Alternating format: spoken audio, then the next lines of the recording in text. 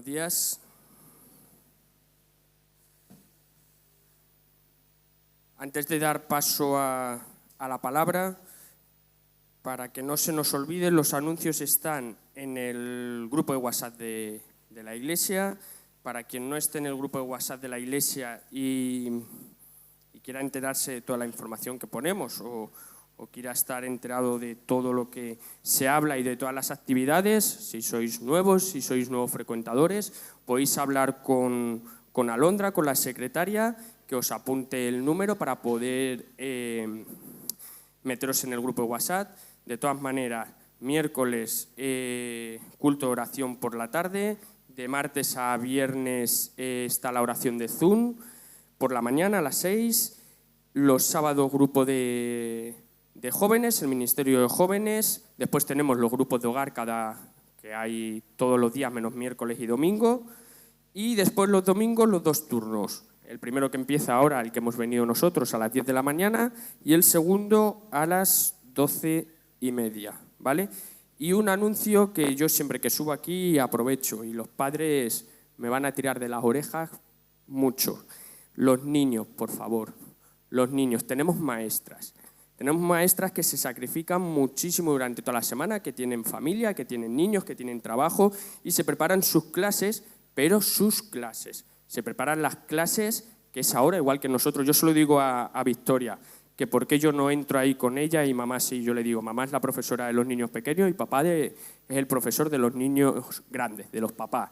Entonces, los hijos son responsabilidad de cada uno de nosotros, ¿vale? Ahora, cuando entran, están los profesores y es su responsabilidad, ¿vale? Al final los enseñamos la palabra ahí. Pero durante las alabanzas, durante el tiempo de todo el culto que no hay clase, sujetemos a nuestros hijos y veíamos aquí no sé quién era, yo creo que era Isabela y Esther, que estaban pintando. Eso es lo que tienen que hacer los niños, ¿vale? Estar aquí con nosotros, que se empapen, que vean cómo es el funcionamiento de un culto y cómo es el funcionamiento de la casa del Señor, ¿vale? Entonces, que lo tengamos en cuenta, que no se dispersen por ahí, que se pueden hacer daño, pueden romper cosas, pueden pues ocurrir alguna cosita y nosotros no estamos pendientes, ¿vale? Y ahora vamos a lo que nos atiende en este momento, ¿vale?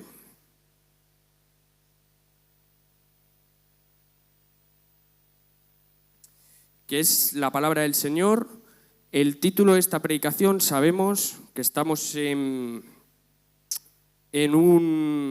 una serie del Sermón del Monte, exactamente las bienaventuranzas, ¿vale? Entonces es Mateo 5:7, bienaventurados los misericordiosos, porque ellos alcanzarán misericordia, ¿vale? La fuerza de la misericordia, he llamado yo, hemos puesto este nombre a esta predicación, ¿vale?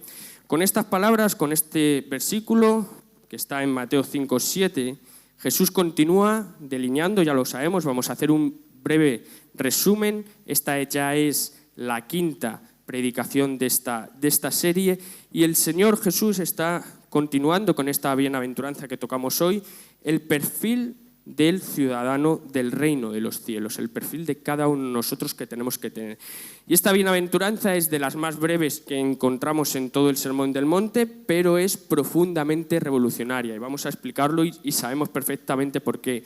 No se limita a un sentimiento interno, sino que llama a una acción visible, concreta y contracultural. Es decir, vivir con un corazón que conmueve ante la necesidad, que nos conmueve ante la necesidad del otro, del prójimo, y que actúa y que tenemos que actuar para poder aliviar esa necesidad. Y aquí Jesús está enseñando que la bendición de Dios está sobre aquellos que practican la misericordia. Bienaventurados los misericordiosos, porque ellos alcanzarán misericordia. Y que los que lo hacen no solo van a ser bendecidos ahora, sino que también van a recibir esa misericordia en el día que más la necesitemos y en el día de mañana. Y esto es en el Sermón del Monte, lo sabemos, Mateo 5-7, capítulo 5-7, son los valores esenciales que hemos dicho del reino de Dios. No son un listado, unos requisitos para ser salvos, sino es una descripción del carácter que tenemos que tener cada uno de nosotros como creyentes regenerados, ¿vale? Personas, nosotros hemos sido transformados por la gracia de Dios y vivimos de acuerdo a los principios del reino de nuestro Padre. Y cada bienaventuranza que hemos ido viendo describe una actitud interior y una expresión exterior, ¿vale? En este camino que hemos ido recorriendo, hemos visto cómo empieza con la humildad espiritual, la primera bienaventuranza, pobres en espíritu, pasa por el quebranto ante el pecado, que es los que lloran, se expresa en mansedumbre, en hambre de justicia y llega a este punto de hoy, la misericordia. Jesús no está describiendo a personas perfectas, porque sabemos que ninguno de nosotros somos perfectos, que el único ser humano que fue perfecto fue Jesús, sino está aquí describiendo a personas en las que el Espíritu de Dios, el Espíritu Santo, está obrando y está formando ese carácter de Cristo, ¿vale? Y para poder entender el impacto de estas palabras, de esta bienaventuranza que hemos dicho que fue muy revolucionaria, tenemos que recordar que Jesús las dijo en una cultura, en esa cultura romana, en esa cultura dominada por el poder, por la honra, la ley y el mérito, que era lo que guiaba al pueblo romano, y de ahí sus éxitos en esas campañas militares y cómo se extendieron por toda Europa y el norte de África. Y tanto ese mundo romano como también el judío, la misericordia era vista como una debilidad, ¿vale? Era esa parte débil del ser humano. En el Imperio Romano se valoraba la fuerza, esos hombres valientes, el control, la disciplina, ante todo, y la compasión era para aquellos débiles y para aquellos que no servían para nada en esa sociedad. Y sin embargo, la religión judía, la farisaica, había convertido la ley en un sistema opresivo, ¿vale? La antigua ley, donde el cumplimiento externo era más importante que lo que había en el corazón. Los pecadores, los enfermos, los pobres, las prostitutas, toda esta gente marginal, era como si Dios los hubiera rechazado, pero solo como si Dios lo hubiera rechazado ante esta ley judía, ante la religión farisaica. Y en este contexto aquí es donde Jesús está proclamando que los verdaderamente bendecidos no son los que tienen ese poder en el Imperio Romano, no son los que tienen ese dominio con esos líderes religiosos, sino los que viven movidos por la misericordia. Y esto trastoca totalmente los valores dominantes que había en ese momento. Y hoy ese mensaje sigue siendo contracultural. Sabemos cómo está el mundo, ¿vale? Sabemos que este mundo promueve el egoísmo, promueve la autosuficiencia, el sálvese quien pueda, yo soy el número uno, no me interesa nada más, y desprecia el perdón, desprecia el rencor entre personas, incluso entre creyentes, y vivimos en tiempos en los que resulta fácil el señalar, el esconder la mano, pero difícil el restaurar relaciones con los demás, ¿vale? Entonces, por eso el llamado de Jesús a ser misericordioso es más urgente que nunca, porque la gente necesita experimentar el amor de Dios, porque la Iglesia, nosotros como Iglesia, estamos llamados a ser ese oasis de gracia en medio de ese desierto de juicio, en medio de ese desierto del mundo, a ser esa luz en medio de las tinieblas, porque nosotros mismos somos receptores constantes de una misericordia, y esa misericordia es la misericordia divina de nuestro Padre. Y eso no es solo una buena obra, es una declaración del Evangelio en sí, es el lenguaje que el mundo necesita escuchar, ver y oír hoy en día de cada uno de nosotros, y que eso se vea en nuestro día a día. Entonces, este es el tema que vamos a explorar juntos, vamos a ver unos puntos, porque los que han recibido misericordia, los que hemos recibido misericordia, estamos llamados a darla. Y vamos con el primer punto, definición bíblica de misericordia. Siempre tenemos que ir, ayer lo decíamos también en Navalcán, siempre tenemos que ir al original, hemos visto el contexto, hemos visto dónde Jesús estaba hablando. Entonces, la palabra que usa aquí Jesús en Mateo 5:7 es del griego elemones, ¿vale? Y eso traducido es misericordiosos, ¿vale? No se refiere simplemente a un sentimiento de lástima pasiva, sino a una compasión que se traduce en una acción, ¿vale? Que lo hemos dicho. Y en el contexto bíblico, la misericordia no es algo que se queda en el corazón, que lo tenemos aquí dentro, sino que se demuestra con los hechos a los hermanos, a los vecinos, a la gente que está alrededor nuestra. Entonces es importante subrayar que la misericordia no se limita solamente a aquellos a quienes la merecen, porque por definición se extiende incluso, y sobre todo, si nosotros lo estudiamos bien, a quienes no la esperan ni la piden. ¿vale? Y a menudo se confunden tres conceptos cuando hablamos de misericordia, y es misericordia, gracia y justicia. Y vamos a ver bíblicamente cómo se distinguen con claridad. La justicia es dar a cada uno lo que se merece. La gracia es recibir un favor inmerecido, ahí vemos nuestro Señor, y la misericordia es no recibir el castigo que uno merece por eso que hemos cometido, pero además es recibir cuidado, compasión, amor y ayuda. Dios no actúa solo con justicia, sino que también con misericordia y con gracia. Y ahí vemos cómo en la cruz se unen estos tres términos: la justicia de Dios fue satisfecha, su gracia fue dada libremente a todos aquellos que llegamos a sus pies, y su misericordia se extendió a nosotros como pecadores. Y Dios no solo tiene misericordia, ¿vale? No, cuando hablamos de las bienaventuranzas, y lo estamos viendo también en Abalcán, en esa serie que estamos haciendo en Fruto del Espíritu, que hablamos de esos valores, o en este caso la misericordia, no es que solo Dios la tiene, sino que es Él mismo misericordioso, ¿vale? Es parte de la naturaleza de nuestro Dios. Y el Antiguo Testamento lo declara en múltiples pasajes. Yo he cogido 3, Deuteronomio 4:31, porque Jehová vuestro Dios es Dios misericordioso, no os desamparará ni os destruirá, dice. Salmo 25:6, acuérdate, oh Jehová, de tus piedades y de tus misericordias que son perpetuas. Lamentaciones 3:22-23, por la misericordia de Jehová no hemos sido consumidos, porque nunca decayeron sus misericordias, nuevas son cada mañana, grande es tu fidelidad, dice. En todos estos textos y en muchísimos más ejemplos que vemos en apartados, la misericordia no es un acto aislado de Dios, sino que aquí estamos viendo que es su forma constante de relacionarse con nosotros, es su forma constante de relacionarse con su pueblo. Por tanto, su misericordia es inagotable, se renueva cada día y es fiel a pesar de nuestra infidelidad hacia Él, ¿vale? Así que como Dios fue misericordioso con el pueblo de Israel, lo ha sido también con nosotros a través de Cristo, ¿vale? Y el mejor ejemplo, el modelo supremo de misericordia, todos lo sabemos, que fue Jesús. Jesús encarnó esa misericordia de Dios, no fue un maestro frío, no fue un juez distante que no le interesaba nada, sino fue todo lo contrario, tierno con los quebrantados, paciente en singular, porque era Él, con los caídos, y compasivos con los que eran rechazados. Hemos visto una parte de la sociedad como era rechazada por el pueblo y por los romanos. Y algunos ejemplos claros de cómo Jesús tuvo esa misericordia con los leprosos, cuando Jesús tocó al leproso y lo sanó, aun cuando eso lo hacía ceremonialmente impuro para los religiosos, para los fariseos. También Él mostró misericordia con los pecadores cuando perdona a la mujer sorprendida en adulterio o llama a Zaqueo a una vida nueva.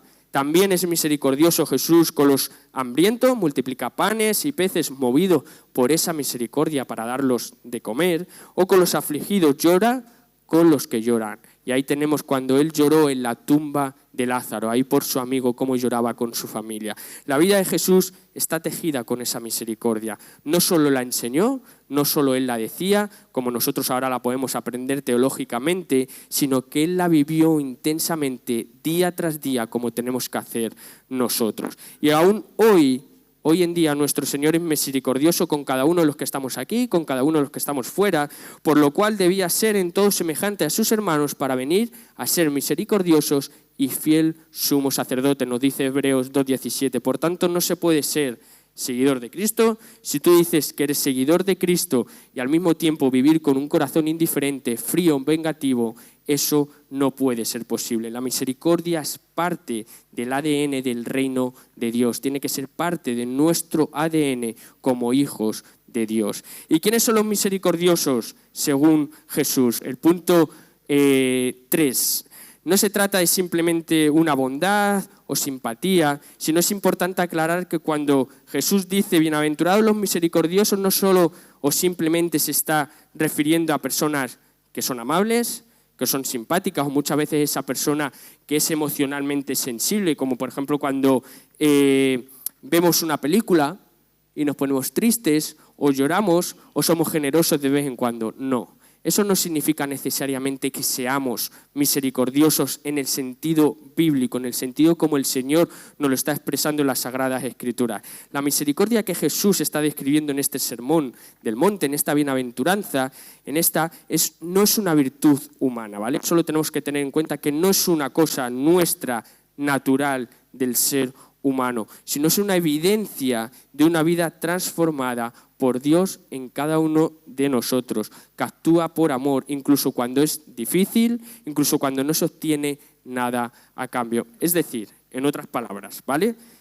Los misericordiosos no solo son los que sienten, como hemos visto, sino los que se mueven al encuentro del otro, cargan su dolor y obran con compasión concreta por el hermano que tenemos a nuestro lado. La verdadera misericordia es el fruto de un corazón regenerado por el Espíritu Santo. No es producto, como estábamos diciendo, del ser humano, de la cultura, ni de una buena crianza, de los valores que nos han enseñado nuestros padres, ni de una filosofía humanista, ni de la teología que nosotros podamos estudiar y empaparnos. No, es el resultado directo del Evangelio obrando en cada una de nuestras vidas, en cada una de la vida de los creyentes. Y ahí nos lo enseña el apóstol Pablo, Tito 3:5.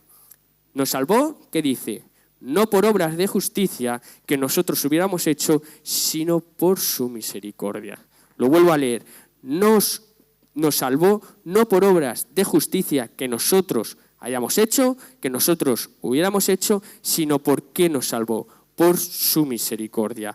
Habiendo recibido tanta misericordia, nosotros como creyentes nos convertimos en un canal de misericordia para los otros, o deberíamos convertirnos en un canal de misericordia para los otros. No puede ser de otra manera. Un cristiano endurecido, vengativo, rencoroso, lo hemos dicho antes, no está viviendo conforme a esa identidad de Cristo cuando hemos entregado nuestra vida ahí a los pies de Jesús. Jesús contó una parábola muy directa sobre esto, la del siervo que fue perdonado de una deuda impagable, pero después, luego, no quiso perdonar a su compañero. El mensaje es claro. Quien ha recibido misericordia debe dar misericordia. ¿Y cómo luce hoy? ¿Cómo lucimos hoy el creyente misericordioso? Un creyente misericordioso no simplemente, hemos dicho, una persona buena, es alguien que está a la luz del Evangelio. Perdona cuando ha sido herido, ayuda al que sufre, extiende gracia al que ha fallado, visita al enfermo, consuela al afligido, ayuda o dar de comer al hambriento, se pone en el lugar del otro, escucha. Todo esto lo tenemos reflejado en Colosenses, Gálatas, Juan, Mateo, Marcos. O sea, no me lo estoy inventando yo este listado. Está en las Sagradas Escrituras. Un cristiano misericordioso, cuando nosotros decimos que somos creyentes, que somos cristianos verdaderos, no vivimos para nosotros mismos. El creyente no vive para sí mismo, sino que refleja en su manera de vivir la compasión de Cristo que tuvo en primer lugar con cada uno de nosotros, conmigo, para después darlo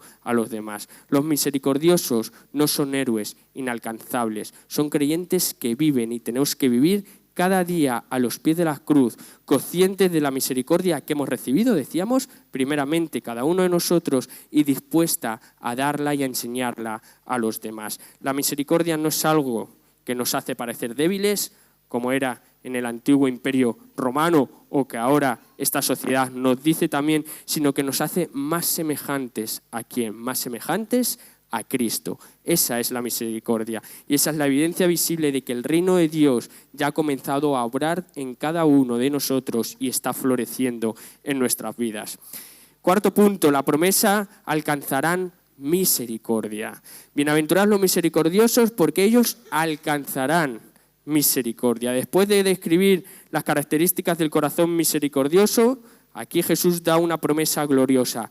Estos, los bienaventurados, los misericordiosos, van a recibir misericordia, ¿vale? Pero ¿qué significa realmente esta promesa? Recibirán, alcanzarán misericordia. ¿Está diciendo Jesús que seremos perdonados solo si primero perdonamos nosotros?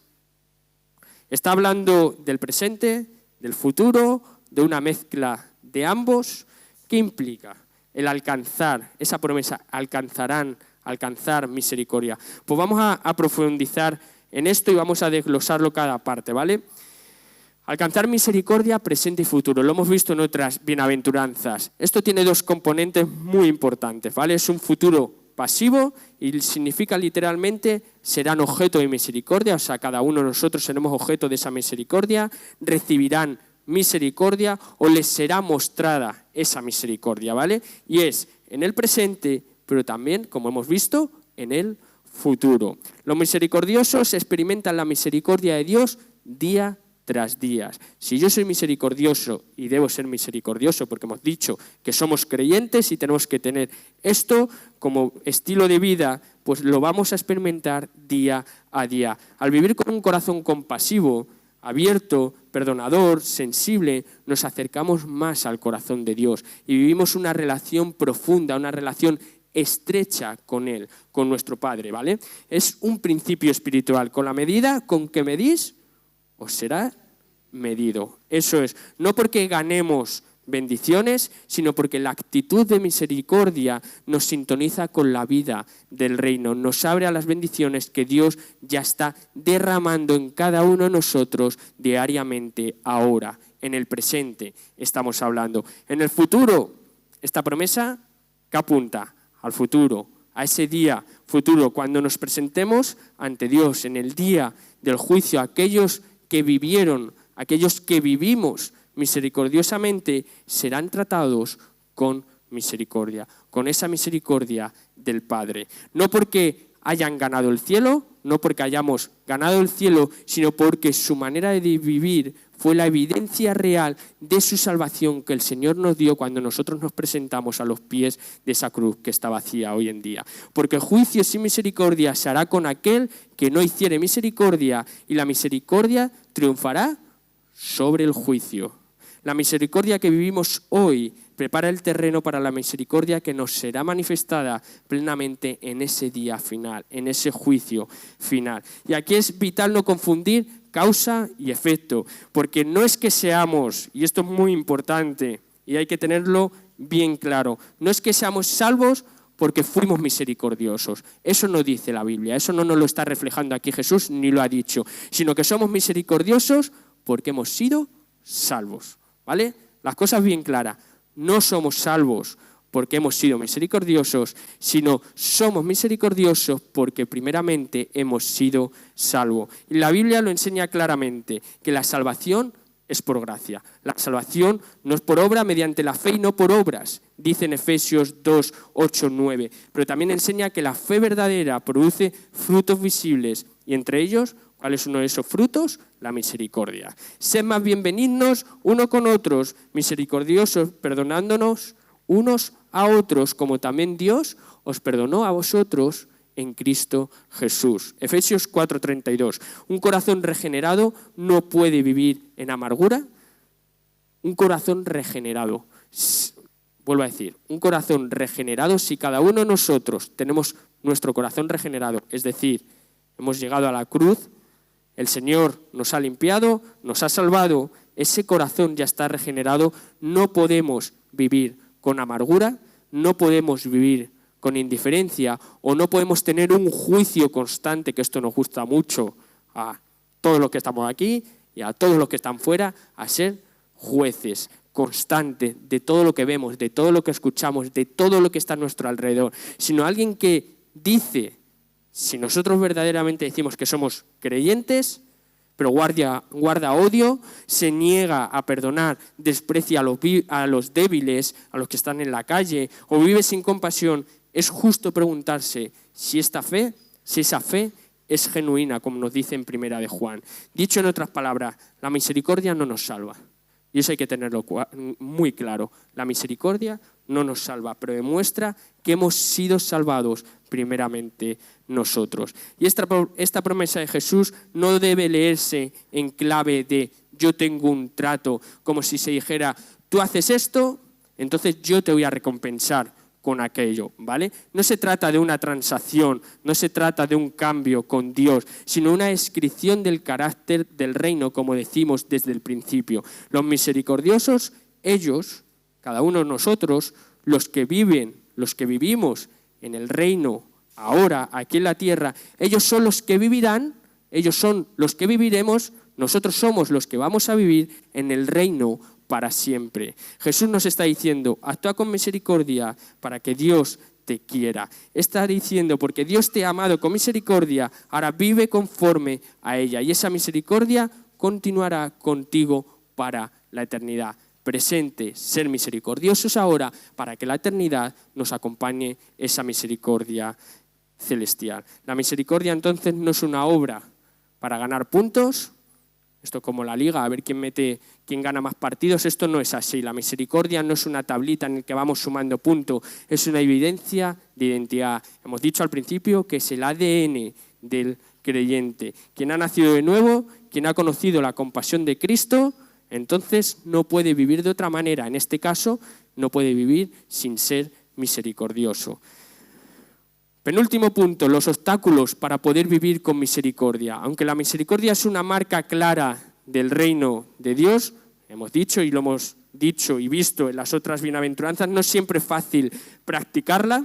En la vida diaria nos encontramos muchísimos obstáculos, nos encontramos muchas piedras y nos encontramos nuestro propio pie que nos hace tropezar a nosotros mismos. Entonces, en la vida diaria, esas barreras internas, externas, que dificultan en vivir en este principio que estamos hablando. Incluso cuando somos creyentes luchamos con actitudes y estructuras mentales de aquí que se oponen a la compasión genuina, a esa compasión que tenemos en el corazón. Y reconocer estos obstáculos, yo voy a nombrar algunos, como siempre digo, esto es lo que el Señor me ha hablado a mí, y me ha hablado primeramente a mí, y me ha bofeteado primeramente a mí, después cada uno de vosotros vais a ver esos obstáculos y el Señor os va a hablar. Pues reconocer esos obstáculos nos permite enfrentarlos con honestidad y buscar la ayuda correcta del Espíritu Santo y en las Sagradas Escrituras para crecer en esa gracia, en la gracia de Cristo. El primero que he puesto yo, orgullo y autosuficiencia. Número 1 en este mundo. Uno de los mayores impedimentos para poder vivir con misericordia, es ese orgullo espiritual, esa autosuficiencia moral que nosotros nos creemos moral y éticamente superiores a los que tenemos alrededor, porque yo hago bien las cosas y tú no las haces bien. Cuando nos sentimos superiores a otro, cuando pensamos que no necesitamos ese perdón o que somos mejores que los demás y miramos por encima del hombro, el corazón ¿qué hace? El corazón está endurecido. El que se enaltece será humillado, dice el Señor, y el que se humilla será exacto. Mateo 23:12. El orgullo no ve necesidad de perdonar, ni siente compasión, y mira con unos ojos que no son reales. Mira desde arriba, juzga con dureza y se convierte en ese juez en lugar de ser siervo. En cambio, los que hemos sido quebrantados por la gracia de Dios, los que sabemos cuán profunda es esa deuda con nuestro Padre, por ese Hijo ahí clavado en la cruz, vivimos con un corazón humilde, agradecido y abierto a perdonar y ayudar a los otros sin recibir nada a cambio. Segundo, falta de empatía o dureza de corazón. Es otro gran obstáculo, esa insensibilidad al dolor ajeno. Miramos siempre hacia otro lado, vivimos en esa sociedad saturada de información, imágenes de sufrimiento, violencia o necesidad, que es lo único. Yo se lo decía un día a Laura, nosotros no vemos las noticias, porque lo único que sale en las noticias son cosas malas. El 90%, el 99%, el 95%, podemos hacer una encuesta, son cosas malas. Y si tienes niños pequeños, ni la pongas, porque lo que van a ver los niños no les va a edificar. Pues eso es lo que este mundo nos está transmitiendo. Esa sobreexposición muchas veces genera indiferencia. Ya no nos afecta las cosas, es el problema que hay allí, el problema que hay en Ucrania, el problema que hay en Rusia, el problema que había en Valencia, el problema es de otros, el problema no es mío y hay demasiada gente así. Entonces, ¿qué voy a poder hacer yo? Ese granito, esa ayuda que yo pueda hacer, esa misericordia que yo pueda tener, no va a adelantar nada. Pero Jesús nunca se mostró indiferente hacia el dolor. Aun cuando la multitud lo apretaba y le achuchaba ahí, él veía a la persona detrás del rostro, tenía tiempo, tenía compasión y palabra para cada uno de ellos que se acercaban a él. Y al ver las multitudes, tuvo compasión de ellas, porque estaban desamparadas y dispersas como ovejas que no tienen pastor. Nosotros, los que estamos aquí, los que no han podido venir, los que van a venir al turno segundo, nosotros como iglesia debemos luchar contra esa insensibilidad. Necesitamos cultivar la empatía, necesitamos capacitarnos y ponernos en los zapatos del otro. Eso es tener empatía. Y el Espíritu Santo ablanda ese corazón endurecido. Solo debemos pedirle y solo tenemos que orar que lo haga, que nos quite ese corazón duro. Tercero obstáculo, el legalismo. Es una enfermedad, legalismo religioso, es una enfermedad del alma que transforma la fe que tenemos en reglas sin gracia y convierte a las personas en jueces de otros, queriendo quitar ese trabajo al Señor. El legalista no busca restaurar, ¿vale? El legalista solo quiere corregir. Y es su corrección. Y lo que él piensa, no tiende la mano, sino que tiende el dedo acusador. Es lo que hace el legalista. Jesús fue especialmente duro con los legalistas en su tiempo. Hay de vosotros, escribas y fariseos, hipócritas los llama, porque diezmáis la menta y el eneldo y el comino, ¿y qué dejáis? Lo más importante de la ley, la justicia, la misericordia y la fe. Dice el Señor, la religión vacía de amor mata esta misericordia que estamos viendo hoy en día. Una iglesia que solo enseña normas, una iglesia que solo enseña leyes, una iglesia que solo es religiosa pero no moldea con compasión, no moldea y no forma creyentes rígidos, son entonces creyentes rígidos, duros, fríos, indiferentes hacia los demás e inalcanzables. Pero el Evangelio nos libera de ese legalismo, nos recuerda que fuimos alcanzados no por méritos, como hemos dicho, no por obras, sino por gracia de nuestro Señor Jesús. Y esa gracia nos transforma en agentes de misericordia. Y último obstáculo, la falta de memoria. ¿Vale? Por ahí hay un dicho que el hombre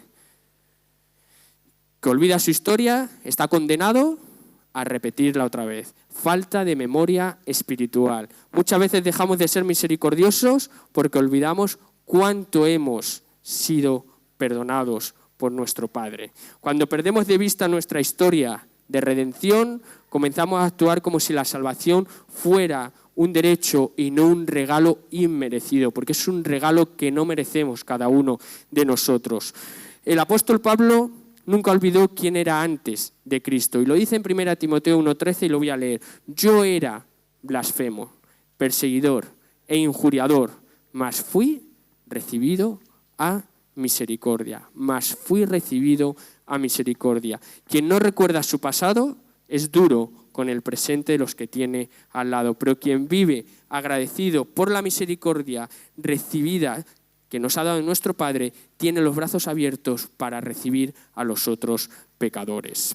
Ejemplos bíblicos. La misericordia no es solo un concepto teológico, no es algo que yo estoy explicando y Marcos se lo ha estudiado, el Señor me lo ha susurrado. No, en la Biblia lo vemos como hay una misericordia vivida, encarnada y practicada. Desde el Génesis, desde el origen hasta los Evangelios, toda la Escritura nos ofrecen historias reales en las que hombres han sido transformados por la gracia de Dios y decidieron actuar con compasión, incluso cuando hacerlo era difícil, incluso cuando hacerlo te metían en la cárcel, incluso cuando hacerlo era costoso o era contracultural, como hemos visto con Jesús. Y estos relatos no son meras ilustraciones o meras historias morales que podamos encontrar en la Biblia, sino son modelos vivos de lo que significa reflejar un corazón misericordioso de Dios. Y vamos a ver algunos más significativos que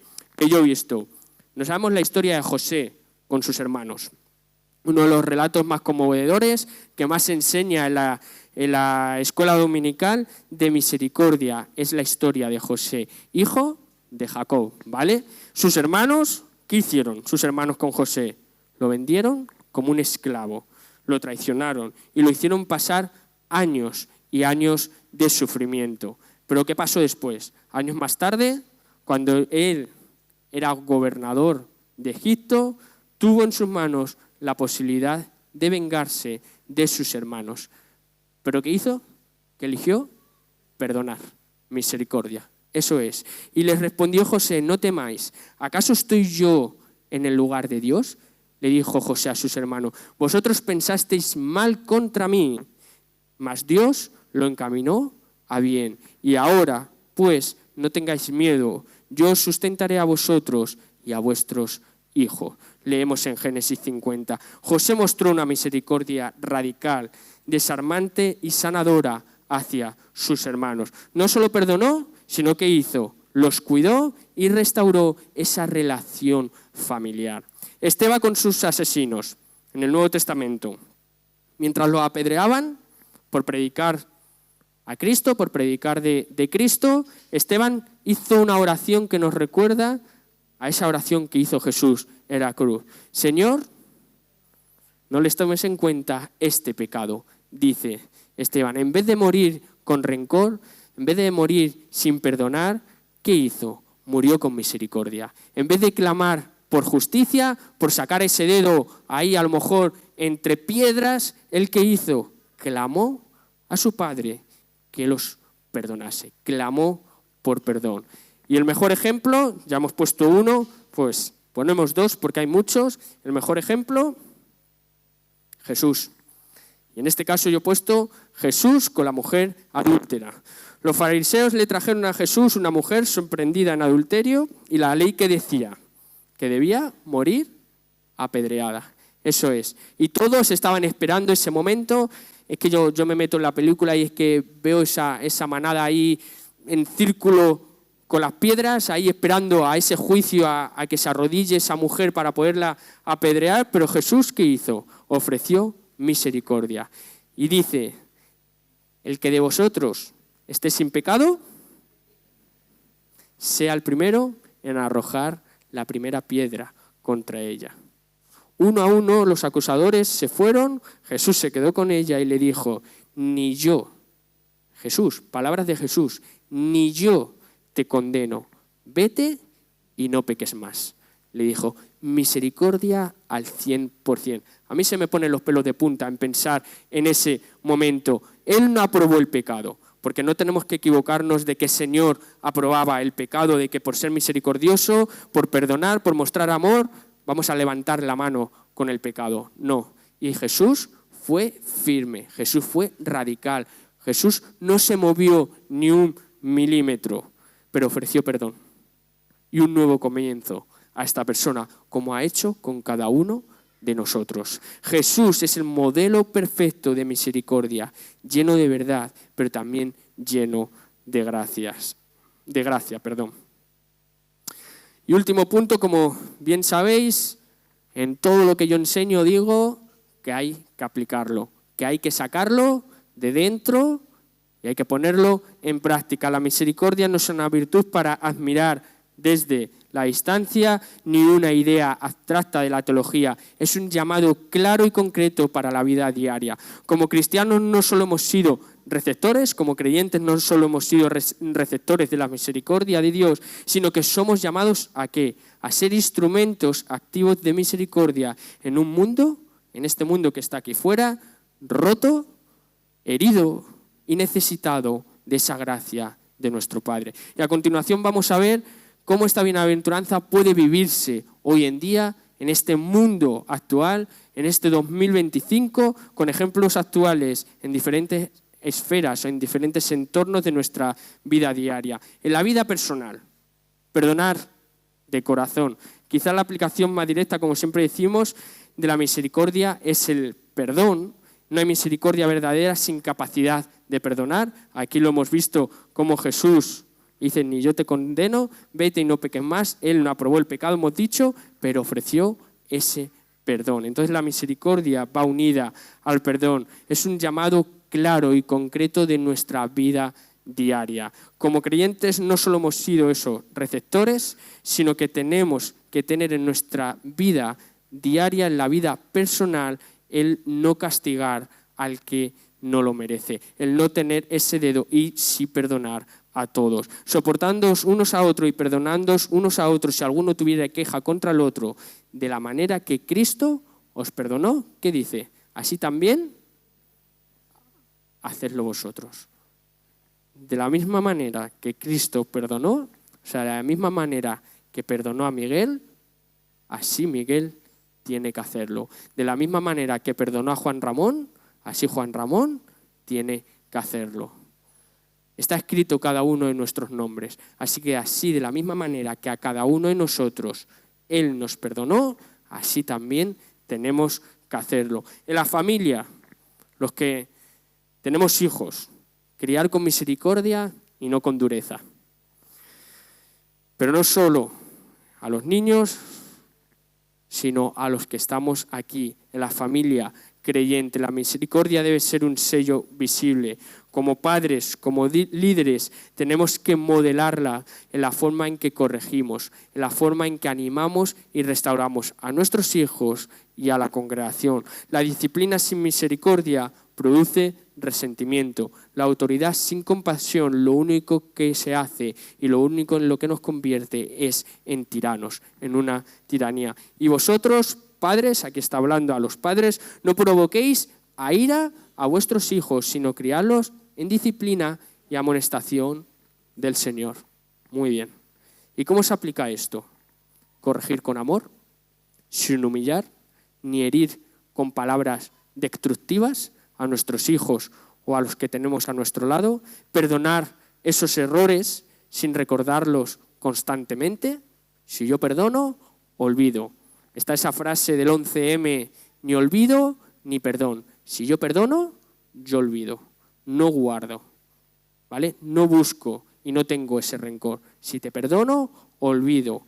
Mostrar comprensión ante las luchas o los fracasos de nuestros niños pequeños o de nosotros mismos cuando somos adultos, porque nosotros también tenemos esas luchas y esos fracasos.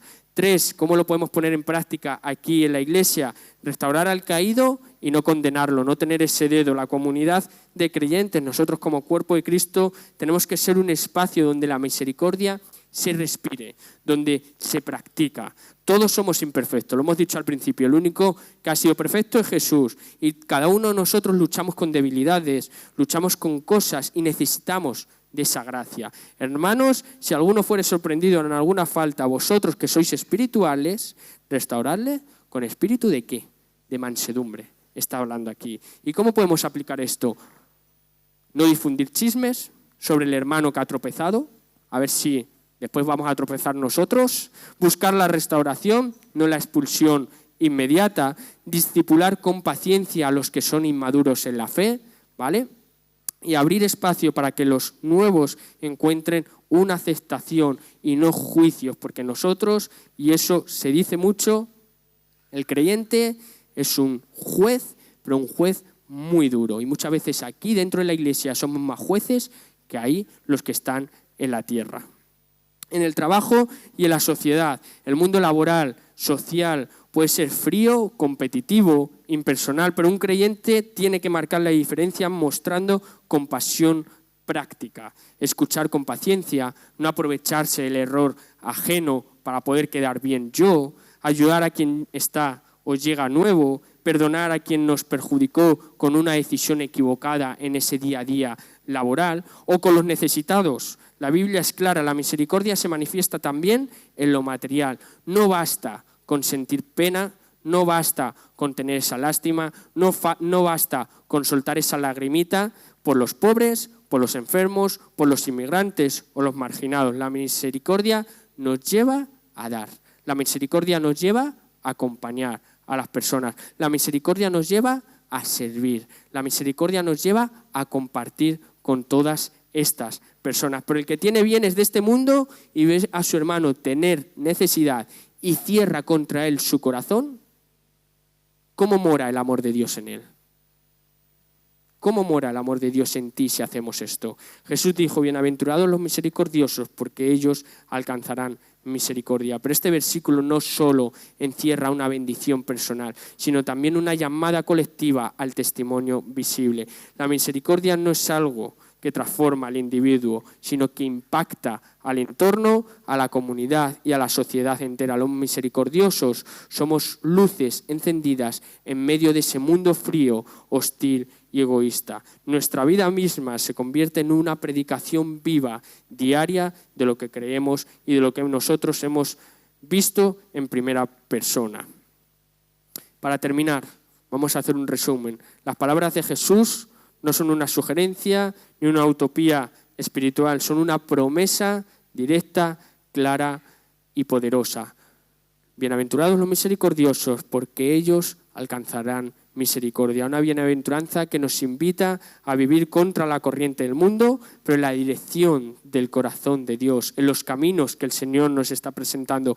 Una promesa, hemos dicho, que encierra, que tiene una bendición ahora, en el presente, pero también en el futuro, esa recompensa eterna. La misericordia no es solo una actitud ocasional, es una forma de vida, es ese ADN, hemos dicho, del creyente, es ese estilo de vida que tenemos que tener cada uno de nosotros, una manera distinta de mirar, de tratar, de responder y de caminar por este mundo como seguidores auténticos de Cristo. Jesús no está diciendo, haz estos actos de misericordia y serás bien visto. Jesús no ha dicho eso. Él está diciendo, si has recibido misericordia, si realmente has recibido esa misericordia, entonces vivirás como una persona misericordiosa. La misericordia no es un accesorio.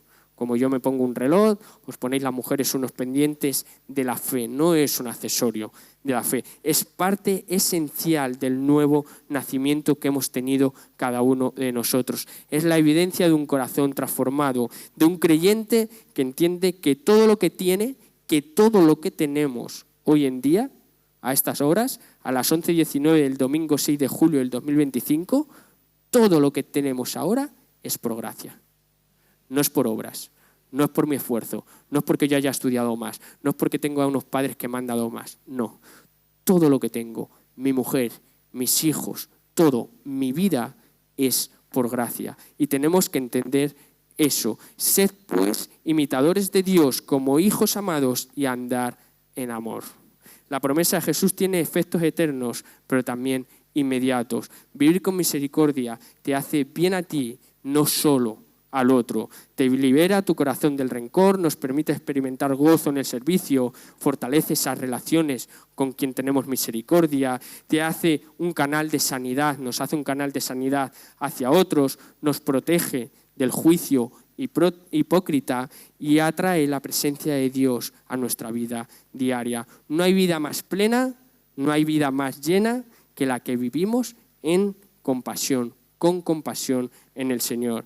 La segunda parte de la bienaventuranza nos recuerda una verdadera y una verdad profunda. Quienes siembran misericordia recibirán misericordia. Y esta promesa hemos dicho, en esta vida, el que da al pobre, a Jehová presta y Él le volverá su recompensa.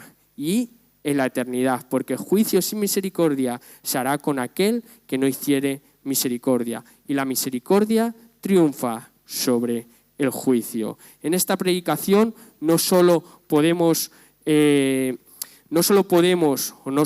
visto que para escuchar o para responder, sino que es una llamada a ser bienaventurados a los que viven la misericordia, no solo a los que la entienden. Así que hoy el desafío es doble, que reconoce la misericordia que Dios ha tenido contigo en primer lugar. Tenemos que decidir, tú, ahora, habla al Señor y comprométete a decidir vivir cada día como ese canal de esa misma misericordia que hemos recibido nosotros. En tu casa, hemos dicho, con tu familia, en el trabajo, en la iglesia, con los desconocidos, cuando vamos al supermercado, cuando vamos a pasear. ¿Quién hubiera sido? ¿Qué hubiera sido? ¿Qué hubiera sido de ti? ¿Qué hubiera sido de mí sin su perdón? ¿Qué hubiera sido sin su paciencia que tiene día tras día? Sin su gracia de darnos esa nueva vida. Imagina cómo sería tu vida, imagina cómo sería tu iglesia, imagina cómo sería esta iglesia, cómo sería Talavera, si cada creyente, si cada uno de nosotros viviéramos con un corazón lleno de misericordia.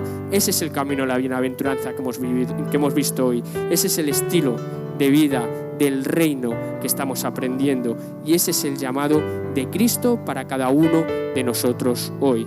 Bienaventurados los misericordiosos, porque ellos alcanzarán misericordia. Vamos a ponernos en pie.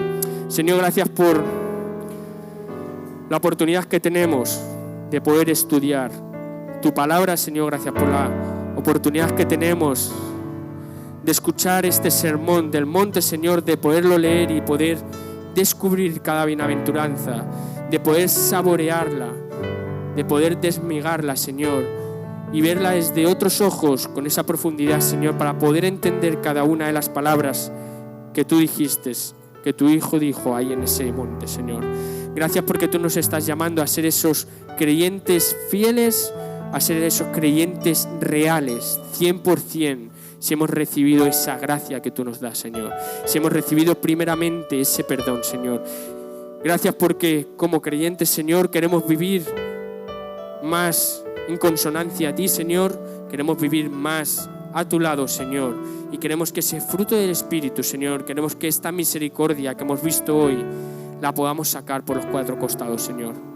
Que no miremos para otro lado, Señor, que no nos tapemos los ojos, que no miremos por encima del hombro o como superiores, Señor, sino que seamos humildes, que si tenemos que estar en el barro, que si tenemos que estar con enfermos, que si tenemos que estar con pecadores, que lo estemos, Señor, porque tú fuiste y tú has sido el mejor ejemplo de todo eso, Señor.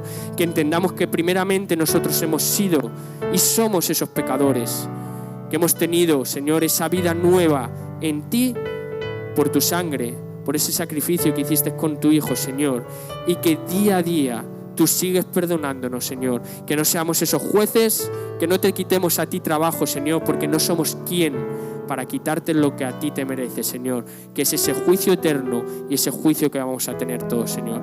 Que la misericordia la podamos practicar en todos los ámbitos, Señor, de nuestro día a día, y que esta iglesia, que Getsemaní, que este cuerpo de Cristo aquí representado, Señor, que pueda seguir creciendo, que pueda seguir floreciendo y que tengamos esa luz en medio de esta tiniebla que hay aquí en Talavera, Señor. Gracias por este tiempo, en tu nombre bendito. Amén, Señor.